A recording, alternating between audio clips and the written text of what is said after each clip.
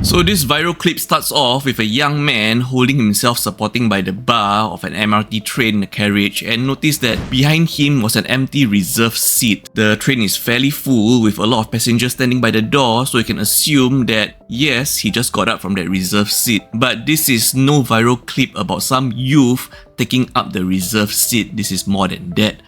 As you can see, he was dressed in white t-shirt and white shorts. As he was to make his way towards the door, he started to fumble, stumble, and fell to his butt. And now people start noticing something's wrong with this youth.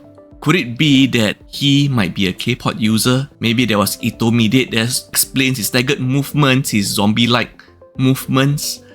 I mean, we are probably in this part of society right now that in Singapore, if anyone starts stumbling, staggering, and falling on the floor, people will just wipe out their phones and film you and assume that, you know, you are a K-pop abuser, you are a K-pop user, and that was intermediate doing its work, you know, turning you into a zombie.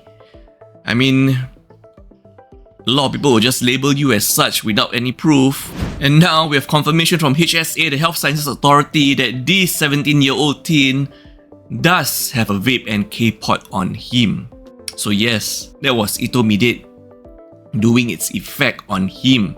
Did you notice that recently there have been rising cases of, you know, traffic accidents involving drivers who might be under the influence of intermediates? If you were to see recently all the traffic accidents, there are some cases where the car doesn't even seem to slow down until impact stopped them, you know, despite the first impact. And there are also cases such as this where people are found, you know, stumbling in zombie-like state on public transport. Remember that uncle on the bus? And now with this teen stumbling and staggering in an enclosed area in an MRT carriage, we still have no confirmation or news on the effects of secondhand inhalation of these K-pods, you know. In such an enclosed area, what happens if you inhale the secondhand fumes of these intermediate-laced K-pods? All I can say is we have to hurry up.